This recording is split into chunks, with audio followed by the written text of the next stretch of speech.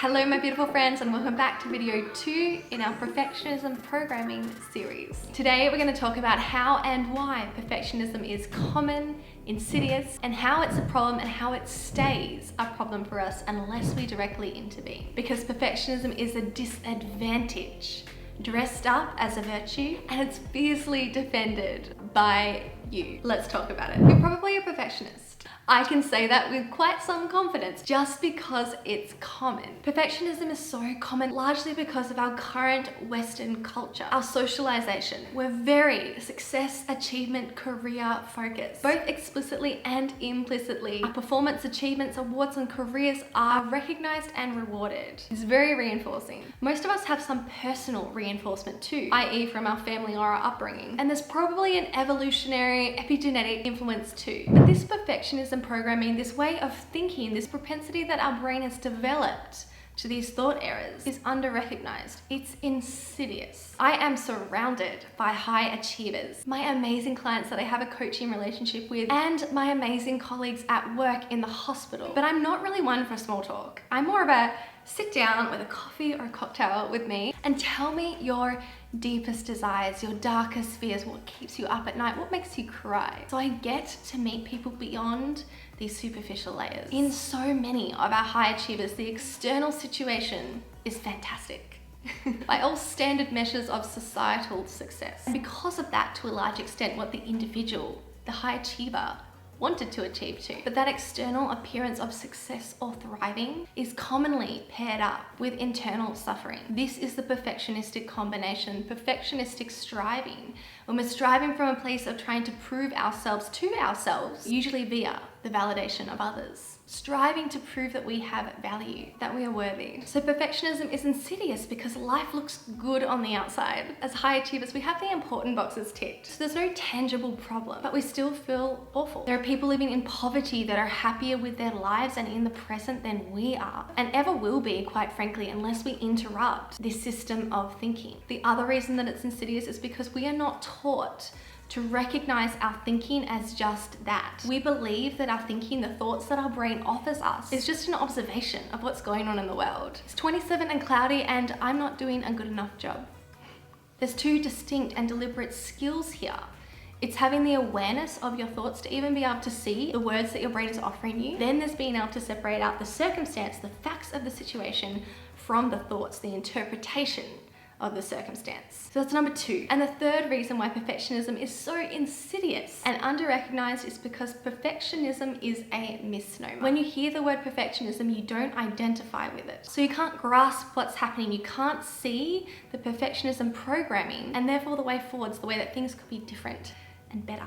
This is the awareness that I'm offering to you in this series. I ended up in a really bad place because of my perfectionism, and I'll tell you about it in the next video. This is no way to live our lives. I want better for you. You have the opportunity to stop this in its tracks before it becomes harmful, before it's really difficult to turn around. So perfectionism is common, insidious, but one of the biggest problems with perfectionism, and the reason why so many people get stuck and the reason why so many people live their lives this way, is because perfectionism is fiercely defended by its victims, fiercely defended by you. This is the stickiness of perfectionism. It starts off as thought errors and then it's propped up and perpetuated by more thought errors. We make misguided decisions with misinformed consent. We're lacking understanding of the full picture, the costs that come with the benefits. So let's zoom in on this cost-benefit situation and name up what's going on here. There's a cause and effect confusion happening here. It's a disadvantage dressed up as a virtue. It is not helping you, it is hindering you. What I've seen from my clients and my colleagues is that we choose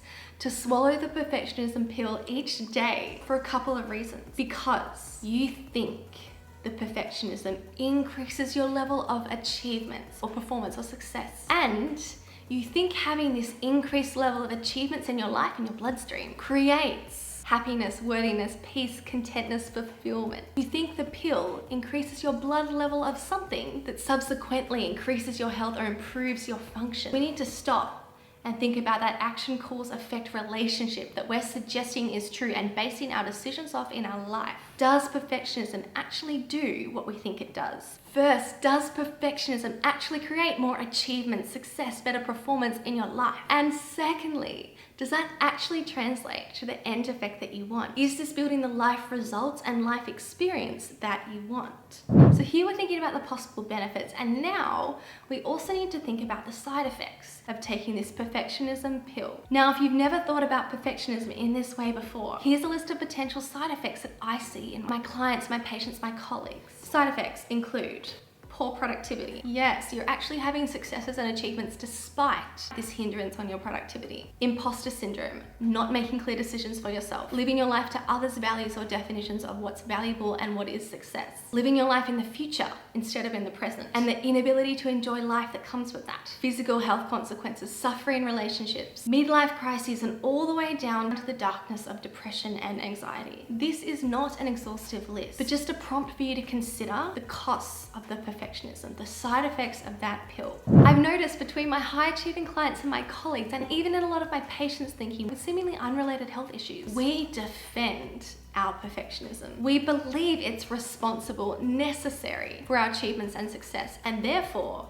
remembering from the first video, our self-worth is based on our performance, achievement, success in the perfectionism programming. And in that setting, this defensiveness makes sense. You're just holding this super important ball of achievements and performance that your self-worth depends on together. And perfectionism is seemingly the glue for that. False. Here's what I want you to think about. This current setup that you've got with the perfectionism programming is striving from a place of needing to prove yourself to yourself, but usually via the values and metrics of success of others. Not usually even anyone in particular, but just generally they, our society. So then you can rest, stop worrying, feel worthy, feel lovable, feel good enough. You can stop worrying and striving. This type of striving where our self-worth is dependent on the outcomes only ever leads to surviving. That's just being alive. But there's being alive and then there's living. I used to operate like that too, and I was barely surviving. Again, externally, everything looked great, boxes ticked, but it felt like surviving, when actually thriving was available to me. A lot of us know deep down that we have the capacity to be happy or content or feel successful, whatever you want to feel right now. And another reason why we defend our perfectionism program is because we think if we stop thinking this way, we're going to stop striving. We're going to stop wanting more. We're going to stop being ambitious. We might even become lazy and stop doing things for the world, become useless, stop contributing. I want you to consider that this might not be true. Again, I couldn't hear this until I was ready, and honestly, it took me a lot of coaching to really understand this. But there's an alternative place that we strive from. The other place that you can strive from is striving because you know you have value to contribute to the world. You can also strive to grow just for the love of growing. Humans love growing. We love a sense of progression and moving forward. This doesn't need to come from a place of not liking where you are right now. You can love where you are and just be excited, feeling resilient, feeling like exploring, craving that challenge, and striving from there. It took me a long time to be able to recognize this distinction. In fact, striving for me had this moral attachment to it. Like if you weren't striving, if you weren't working hard, then you weren't doing your part and you weren't earning your place in the world. You weren't doing the right thing. You weren't growing yourself to be able to contribute to the world, which kind of sounds noble. But the result of that was this perfectionistic striving, this striving from a place of not enoughness, trying to prove my worth, earn my place in the world. This second type of striving from a place of self-regard does so much more for the world. Not only does the striving lead to thriving instead of depleting, muting, defeating, and exhausting me in the perfectionistic striving. This striving from a place of self-regard, from recognizing that I have value to give to the world, to contribute, and also just the love and enjoyment of growing. This type of striving is self-perpetuating. Keeps me honest with myself, it keeps my eyes open and my ego small. This type of striving in the big picture, in the long term, contributes so much more. I have so much more to give to the world when I'm thriving versus when I'm just surviving. Striving doesn't have to be depleting, defeating. There doesn't have to be so much numbing. There doesn't have to be so many negative side effects. It doesn't have to be done with perfectionism.